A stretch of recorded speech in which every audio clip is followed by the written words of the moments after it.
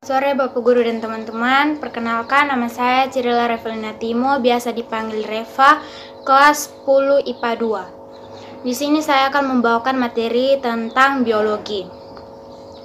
Ada 4 tujuan pembelajaran. Yang pertama menjelaskan pengertian biologi, yang kedua menjelaskan tingkatan organisme kehidupan yang menyusun makhluk hidup, yang ketiga menjelaskan cabang-cabang biologi, dan yang keempat menjelaskan manfaat mempelajari biologi.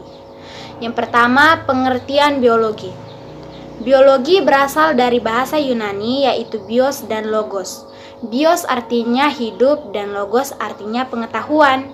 Jadi, biologi adalah ilmu yang mempelajari tentang makhluk hidup. Biologi juga membahas sesuatu yang masih berkaitan dengan makhluk hidup dan lingkungannya. Pembelajaran yang kedua, tingkatan organisasi kehidupan yang diawali dari tingkatan molekul, sel, jaringan, organ dan sistem organ, individu, populasi, komunitas, ekosistem, bioma, dan biosfer. Makhluk hidup memiliki karakteristik dasar, yaitu tersusun dari sel, mengalami pertumbuhan dan perkembangan, bernapas, melakukan metabolisme, merespon rangsang, bereproduksi, dan beradaptasi terhadap lingkungan. Yang pertama, tingkatan molekul. Molekul organik sering disebut sebagai molekul biologi. Molekul ini dapat ditemukan dalam tubuh makhluk hidup. Ada 4 molekul utama organik yang dibutuhkan oleh makhluk hidup untuk menjalankan proses kehidupannya. Yang pertama karbohidrat, yang kedua lemak, yang ketiga protein, dan yang keempat asam nukleat. Yang kedua, tingkatan sel. Sel merupakan bagian terkecil yang menyusun tubuh makhluk hidup. Sel tersusun atas 3 bagian utama, yaitu membran sel, sitoplasma, dan inti sel. 3. Tingkatan jaringan. Jaringan pada manusia atau hewan terdiri atas beberapa macam, yaitu jaringan epitel, jaringan saraf, jaringan otot, jaringan likat, jaringan rangka, dan jaringan darah. Sedangkan pada tumbuhan terdiri atas beberapa macam, yaitu jaringan epidermis, jaringan pengangkut, jaringan penguat, jaringan mesofil, jaringan parenkim, dan jaringan meristem. Yang keempat, tingkatan organ dan sistem organ. Jaringan yang membentuk suatu organ tersebut mempunyai kemampuan untuk melaksanakan fungsi hidup yang beraneka ragam. Contohnya, organ adalah jantung yang berperan untuk memompa darah, organ paru-paru untuk pertukaran oksigen dan karbon dioksida, organ telinga untuk mendengar, organ mata untuk melihat.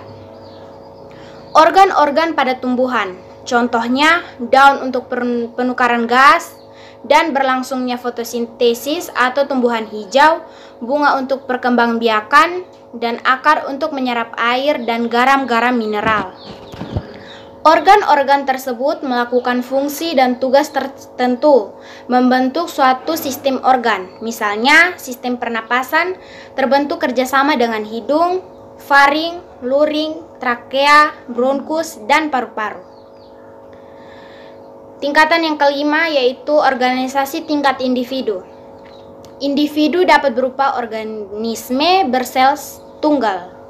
Contohnya organisme bersel tunggal yaitu bakteri dan protozoa. Tingkatan yang keenam, tingkatan bioma. Bioma adalah adaptasi organisme terhadap lingkungan satu habitat tertentu. Ada 9 macam bioma. Yang pertama, bioma hutan hujan tropis. Yang kedua, bioma hutan bakau. Yang ketiga, bioma hutan lumut. Yang keempat, bioma savana. Yang kelima, bioma padang rumput atau stepa. Yang keenam, bioma padang pasir atau gurun. Yang ketujuh, bioma hutan gugur. Yang ke-8, bioma taiga. Dan yang ke-9, bioma tundra. Kita masuk pada pembelajaran yang ketiga. Cabang-cabang biologi. Yang pertama, agronomi atau budidaya tanam. Yang kedua, anatomi tentang struktur tubuh. Yang ketiga, bakteriologi tentang bakteri. Bioteknologi tentang penggunaan penerapan proses biologi. Botani tentang tumbuhan. Ekologi tentang hubungan timbal balik. Entomologi tentang serangga. Epidemiologi tentang penularan penyakit. Evolusi tentang perubahan struktur tubuh makhluk hidup. Fisiologi tentang fungsi kerja orang tubuh. Genetika tentang pewarisan sifat. Helminologi tentang seluk-beluk cacing. Herpetologi tentang seluk-beluk amfibia dan reptilia. Histologi tentang jaringan. Imunologi tentang sistem kekebalan tubuh. Klimatologi tentang iklim. Mikrobiologi tentang mikroorganisme. Morfologi tentang bentuk atau ciri luar organisme, dan masih banyak lagi. Pembelajaran yang keempat, manfaat biologi. Biologi sangat besar manfaatnya dalam meningkatkan kesejahteraan manusia. Contohnya bidang pertanian, bidang peternakan, bidang kedokteran, bidang industri, bidang perikanan, dan bidang kriminologi.